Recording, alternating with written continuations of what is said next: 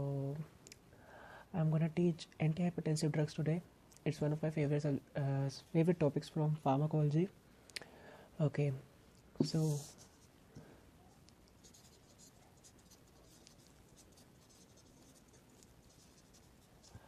hypertension.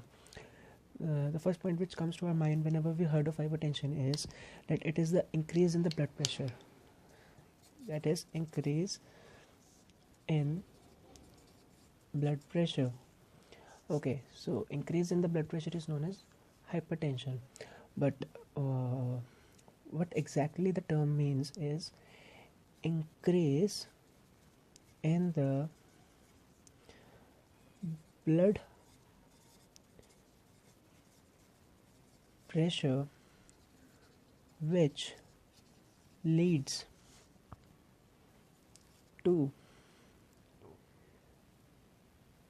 to an increase in the force exerted on the vessel wall. So what hypertension is? Hypertension is the increase in the pressure. So hypertension is increase in the pressure due to the increase in the pressure of the blood. So hypertension is the increase in the blood pressure which leads to an increase in the force exerted on the vessel wall. So hypertension is itself a very vast topic. It will be covered sometime later, or I don't know if I'll ever do a video on it. Anyways, let's not deviate ourselves from the topic. It's hypertension. So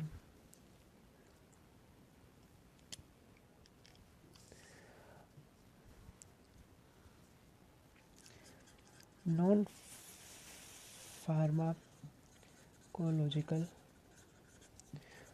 methods of BP control. Non-pharmacological methods of BP control.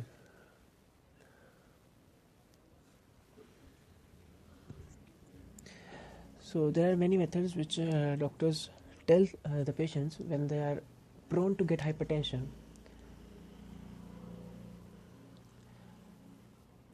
So there are many methods which doctors tell their patients to the patients who are prone to get hypertension.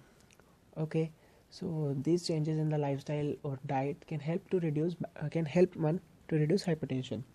These include exercise. Regular exercise can help in reduction of hypertension.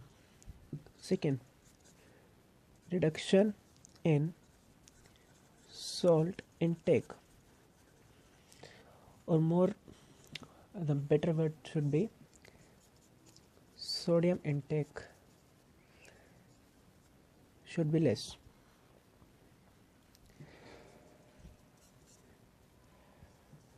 A little amount of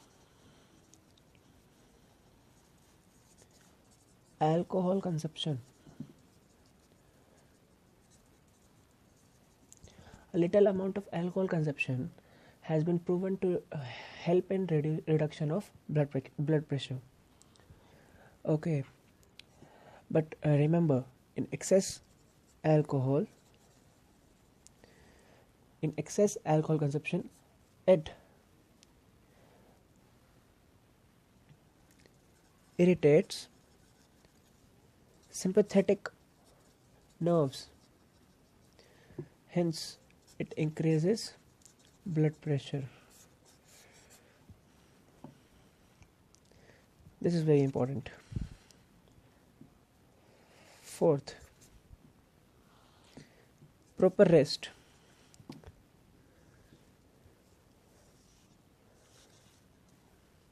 Fifth, decrease in stress. Sixth, potassium rich diets. Recent studies have shown that potassium rich diets can really help a person to lower their blood pressures. Potassium rich diet include bananas,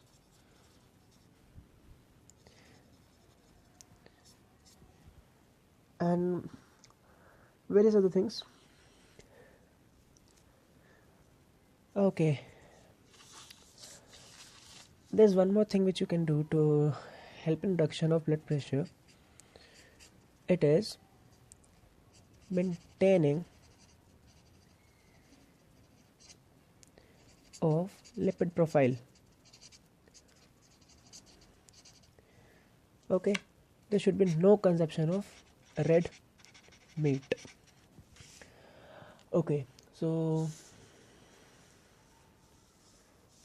these were all the basic things which come under non-pharmacological practices which can help to lower blood pressure.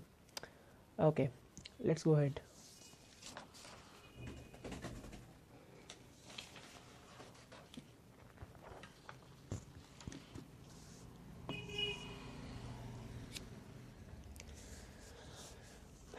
Now we come to pharmacological control of blood pressure. Okay, so these include all the pharmacological agents which we can use to decrease or lower the blood pressure, hence the name. Okay, so blood pressure generally, or I think mainly, depends on two factors. These two factors are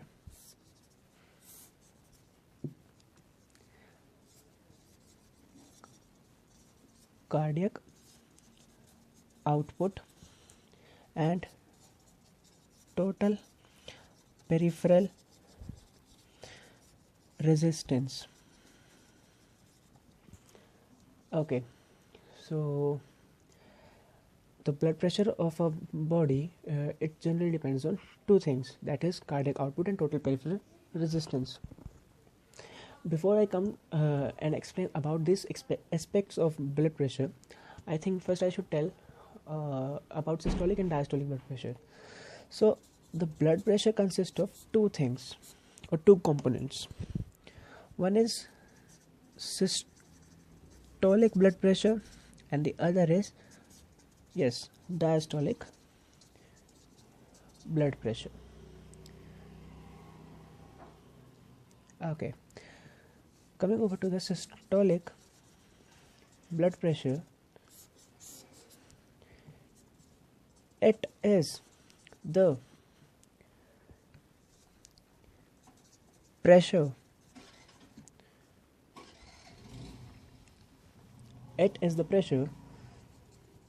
exerted on the pressure exerted on the vessel walls during a systole, and the opposite of this, which is, and on the contrary to the systolic blood pressure, it is the diastolic blood pressure, which is pressure exerted on the vessel wall during a diastole. Okay, so the two types of blood pressure depends upon two factors. These factors are systolic blood pressure, or as we may call it, systolic blood pressure is directly proportional to cardiac output, which means that systolic blood pressure depends upon the cardiac output. Okay, whereas diastolic blood pressure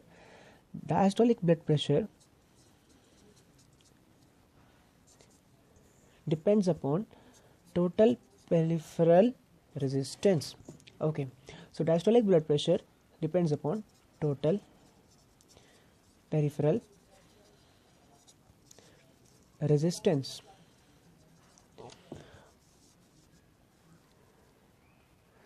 So diastolic blood pressure depends upon total peripheral resistance. Okay, so next is, so what exactly does cardiac output depends upon? So cardiac output depends upon various factors. It is preload, afterload, and contractility.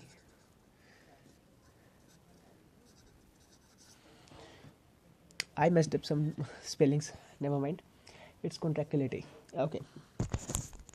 So, preload. Preload depends upon end diastolic volume, or preload is the end diastolic volume. Preload is the work done by the heart against a force. No, cut. Okay. Preload is what the heart has to push. What I mean to say is, during a systole, the heart has to push the blood. So, whatever amount of blood the heart has to push is known as end diastolic volume, or the preload. Okay. Afterload. Afterload is the resistance against which the heart contracts. So afterload is resistance against which the heart contracts. So what is the resistance? Resistance is the blood which is already present in the aortic vessels. Okay. So yeah, and the contractility, you know what's contractility. Contractility varies on various factors. You know that there's this law, contractility, as you may remember, Starling's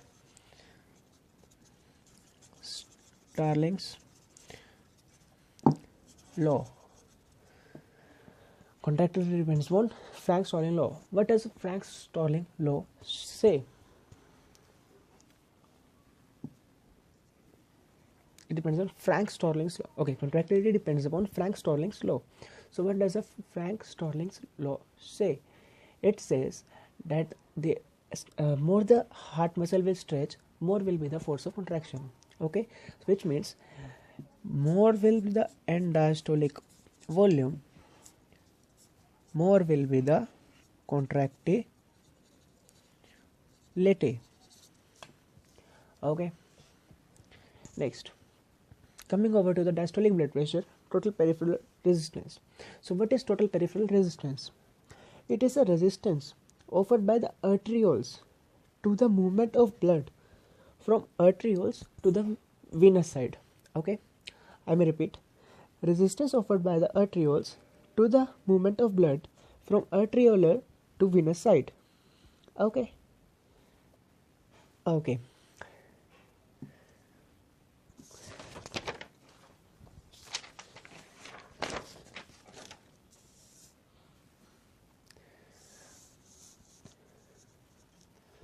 So coming over to the drugs. First,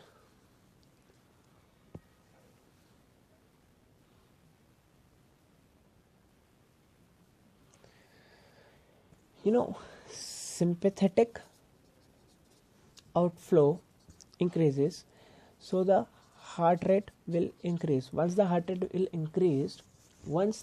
rate increases, the blood pressure also increases. So we need to decrease the sympathetic outflow. Most of the drugs tend to work by this way.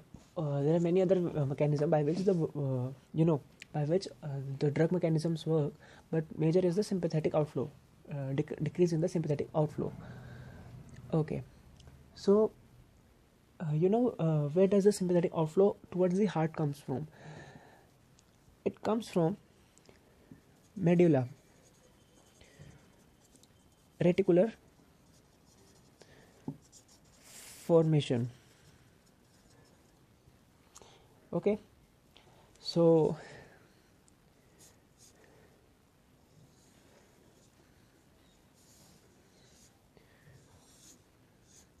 these are the neurons from the medulla. Okay, every neuron has receptor, presynaptic and postsynaptic receptors.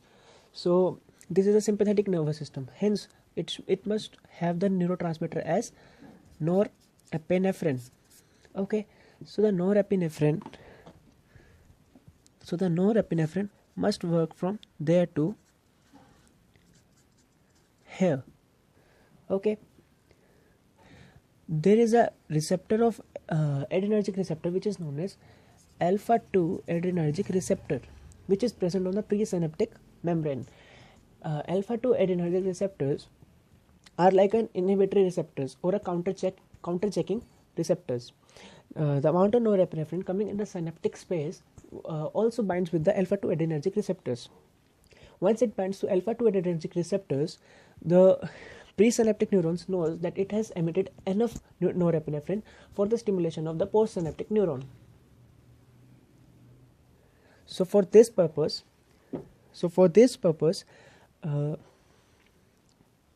after this, the presynaptic neuron just decreases the production of norepinephrine and the sympathetic activity is decreased.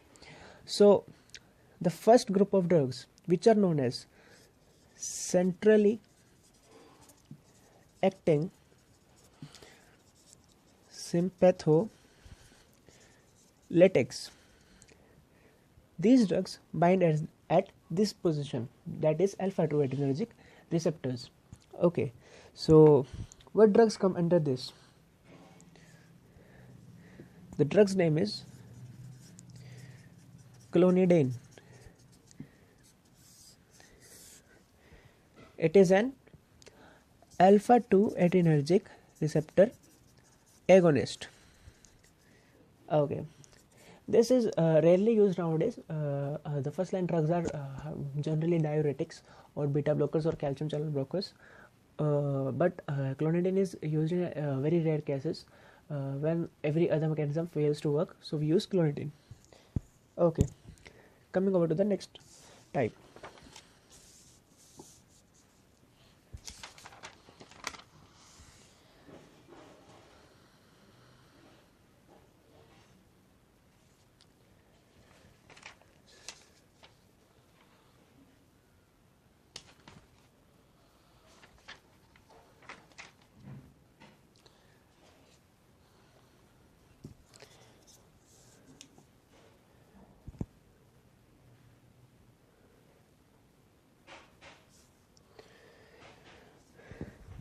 Okay, second group of drugs are nerve transmission blockers. These generally act by decreasing the neurotransmitter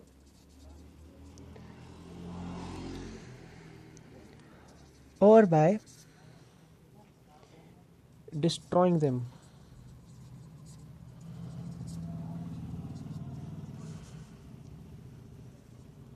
Okay, so for this we need to know the formation of norepinephrine. So how is norepinephrine formed? It is formed by amino acid tyrosine. Tyrosine is converted into dopa. Okay, dopa is converted into dopamine.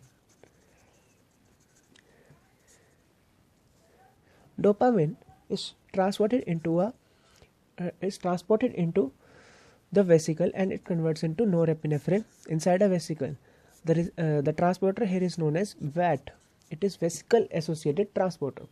You may not know it, but it's not very important, but I thought I should tell you. Okay, so this is inside a vesicle. Here the enzyme is tyrosine hydroxylase, and here the enzyme is decarboxylase, dopa decarboxylase. So the scientists are very clever, or the pharmacologists. What they did is they substituted dopa. They brought a substrate analog for dopamine, or not dopamine, dopa. They brought alpha methyl dopa. This forms alpha methyl dopamine. This alpha methyl dopa is through VAT transported into the vesicle, it forms alpha methyl norepinephrine. Alpha methyl norepinephrine is a powerful stimulator or the agonist of alpha 2 adrenergic receptors. Second,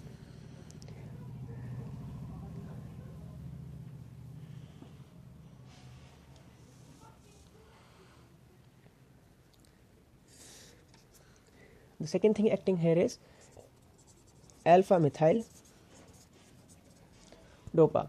Alpha methyl dopa is generally used in gynecology or during pregnancy related hypertension, pregnancy induced hypertension. Okay.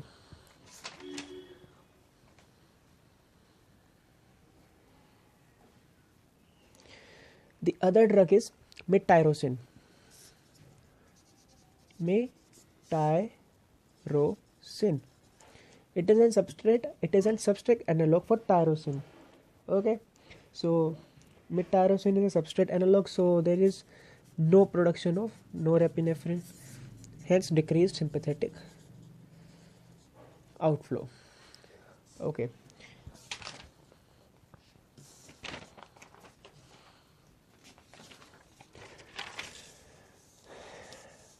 Next we have is the generally used sympathetic receptor blockers.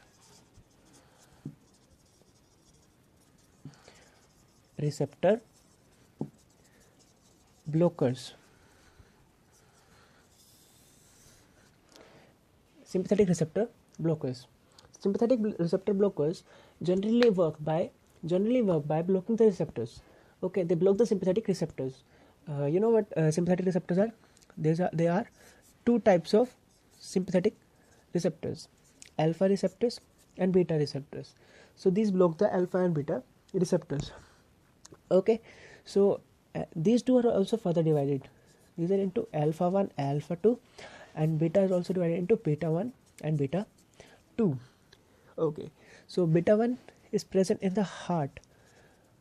Alpha 1 and alpha 2 are generally present in the arterioles and venules. Okay.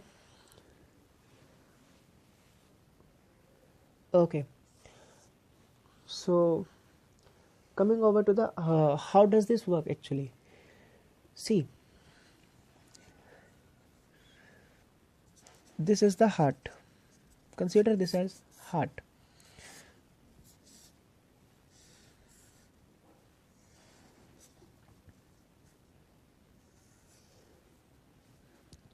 Okay, consider this as an arteriolar side or arteries.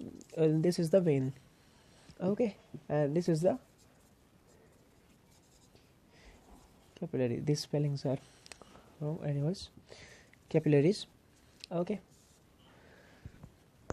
so the blood is pumped from heart and it's shifted from arteries to the veins. Okay, so this is the general outflow. Okay, so there are smooth muscles present on the arterioles as well as on the venules. Okay, so sympathetic action, it leads to contraction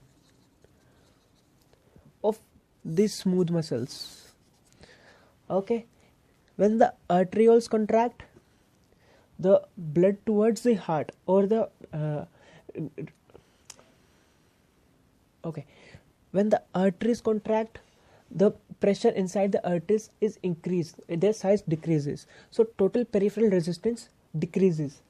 Okay, as the arteries contract, the total peripheral resistance is increased.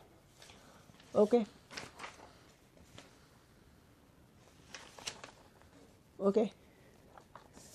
as you may recall from it, total peripheral resistance is directly proportional to diastolic blood pressure.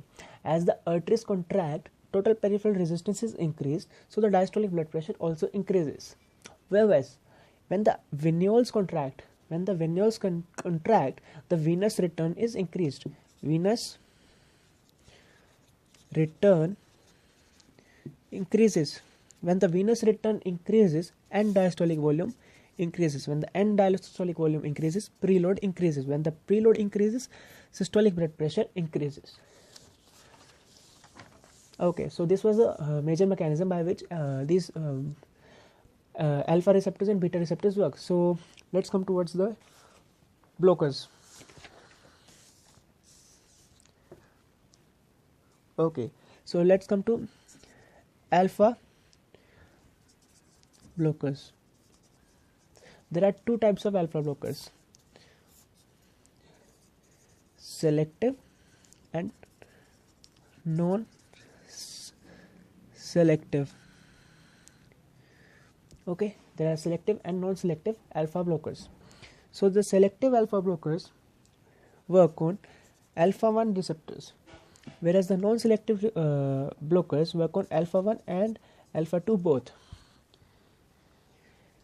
These include prazosin, trazodone, and many more. Whereas alpha 1 and alpha 2 receptor blockers include ergotamine. Okay, this is fungus derived. Then there is phentolamine. Then there is phenoxybenzamine. Okay, so this is a reversible drug, whereas this ergotamine and phenoxybenzamine is irreversible. Okay, so what they saw after giving the patients alpha blockers is that this leads to orthostatic hypotension. So what is orthostatic hypotension? It is when the patient is lying down. So whenever he wakes up or he gets up, the venous return is decreased. So the patient may feel a bit of hypotension. Okay, so no, the patient may not feel the hypotension. The patient may feel vertigo or drowsiness. But in the physiological state, the patient does not feel anything like that, because whenever the patient stands up, the baroreceptors or the chemoreceptors or every mechanism in the body or every compensatory mechanism in the body is activated. Okay, so the medulla is told that there is an hypotension occurring inside the body. So medulla sends a sympathetic innervation flow, or the sympathetic outflow is increased from the medulla, the reticular formation of the medulla, and the sympathetic outflow is increased. Once the sympathetic outflow is increased, it leads to increase in the vasoconstriction. So both arterioles and venules constrict, which leads to as I have told you already, the hypertension, the hypotension is compensated by this mechanism. Okay, so this is the side effect. Okay, now coming over to the beta blockers.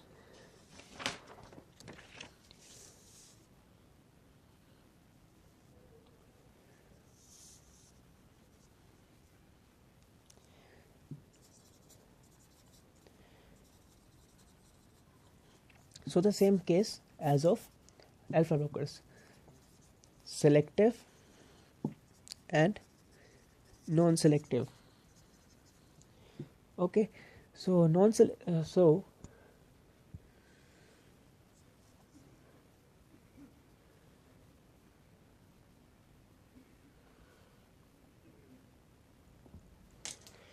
okay, so selective and non-selective beta blockers. So I'm sorry, the lighting's just got shut and I don't know why is it not working. Anyways, so the selective beta blockers work on beta 1 only, whereas non-selective work on both beta 1 and beta 2. So the selective include very old propranolol. Okay, whereas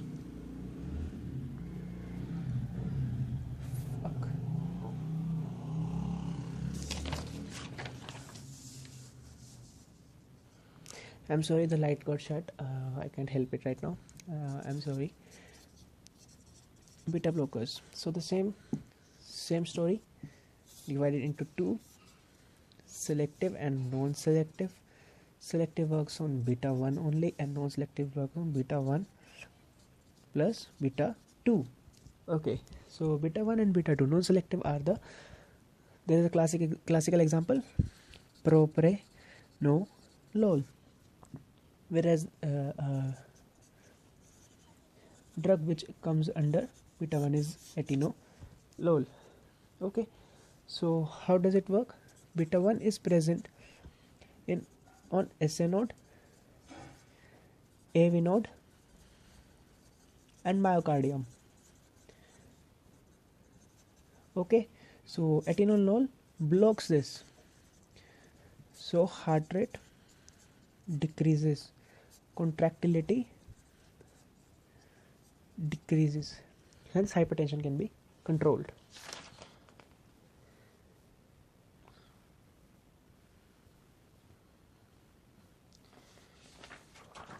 Okay, also beta 1 receptors are also present on juxtaglomerular or also present on juxtaglomerular apparatus. Hence, renin's synthesis is shut or decreased. So, what are the major actions of renin? Renin induces vasoconstriction, which is decreased release of aldosterone, which in turn leads into decreased sodium and H2O retention. Now there are the drugs which act by vasodilation. Okay, vasodilators. These are the drugs which are generally used in the emergency. Okay, so there are two kinds, which acting on arteries and which acting on arteries plus veins. So the drugs acting on arteries are hydralazine. It is very commonly used. Okay, next is diazooxide, and the third is minoxidil. Okay, whereas nitroprusside is used in like very severe conditions. Okay, so both atrial and arteries and veins both are undergo dilation, which leads to decrease in the hypertension.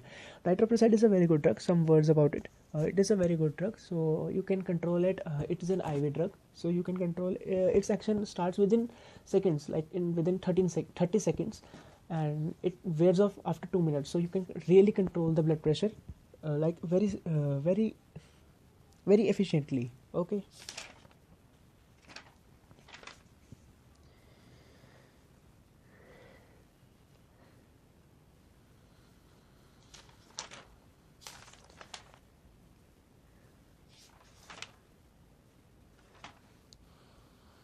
Okay, so the next category of drugs is calcium channel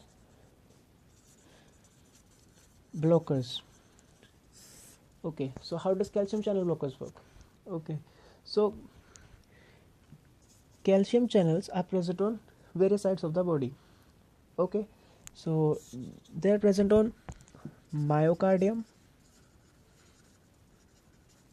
Okay, and they are present on smooth muscles of arterioles. Okay, so you know calcium is required for the for the contraction of a muscle.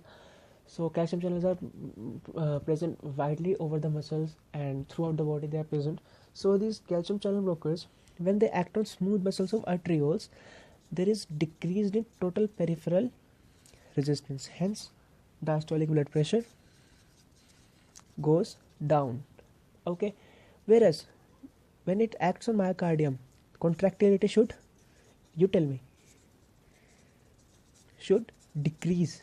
Hence, Whenever the contractility decreases, systolic blood pressure goes down. Okay, so what are the examples? Calcium channel blocker has some few examples. I'm gonna name 3. There is diltiazem. Then there is nifedipine. Then there is verapamil. Okay, diltiazem works on both heart plus arteries. Nifedipine generally works on arteries, and verapamil generally works on heart or the myocardium. Okay, over to the next category of drugs.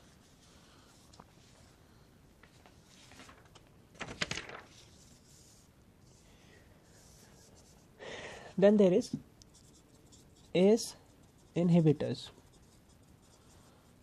Okay, you know the action of ACE, or where the ACE are present? ACE are present in the lungs. Okay, whenever the renin is activated, renin, angiotensin, aldosterone system, renin, RAS, renin, angiotensin, aldosterone system is activated. Renin is released into the blood. Okay, renin after releasing into the blood is converted into renin after releasing into the blood is mainly responsible for conversion of angiotensin 1 into angiotensin 1. Okay, so we have angiotensin 1.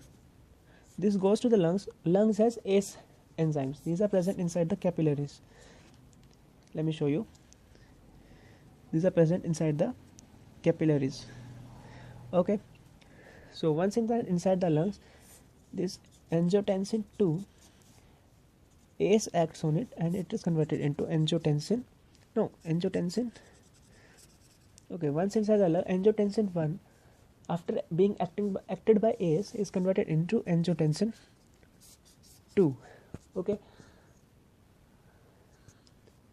so I think I talked about the actions of angiotensin 2 previously also. As you know, angiotensin 2 has various actions. Okay, it increases vasoconstriction, it promotes thirst centers, okay, and it increases aldosterone secretion. Okay, so these all are stopped by ACE inhibitors. These include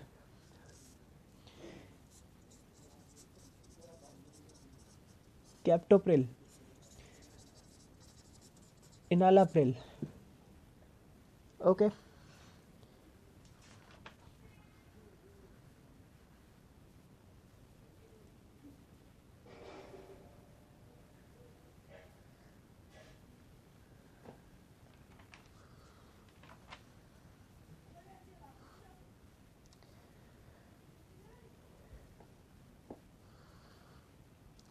okay, then we have is, then this angiotensin 2 has to act on various locations. So every location must have a receptor. So why not we should I think we should block the receptor, so the blood pressure will come down. Okay, by all this mechanism which I talked about. Okay, so there are certain drugs. Okay, these are known as angiotensin 2 receptor blockers. These are generally known as sartans. Okay, and examples include losartan, irbesartan, and many more. Okay, so we know about the angiotensin 2 blockers, losartan and irbesartans. So these act by same mechanism as I talked about. Okay, so the first line of drugs which doctors generally use are diuretics. Okay, diuretics diuretics in itself is a very vast subject, or a topic, subject, not a subject, a topic. So the most important benefit of diuretics is there is no orthostatic changes. Like, do you remember alpha 1 channel blockers? The alpha blockers used to the patient used to experience orthostatic hypotension whenever he administered the alpha blockers, but the patients using diuretics does not feel any orthostatic hypotension. Okay, so that's why these are very good. These include thiazides and loop diuretics. Okay, so how does this work? These decrease the retention of salt, and as the salt is decreased, the body loses water loss. Okay, so total blood volume is decreased. When the total blood volume is decreased, end diastolic blood volume should decrease. If the end diastolic blood volume is decreased, systolic blood pressure should decrease. Okay,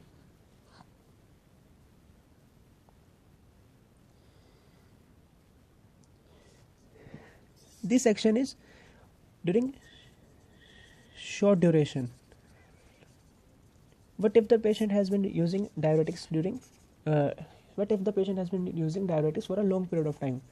During long duration, it acts by decreasing blood pressure by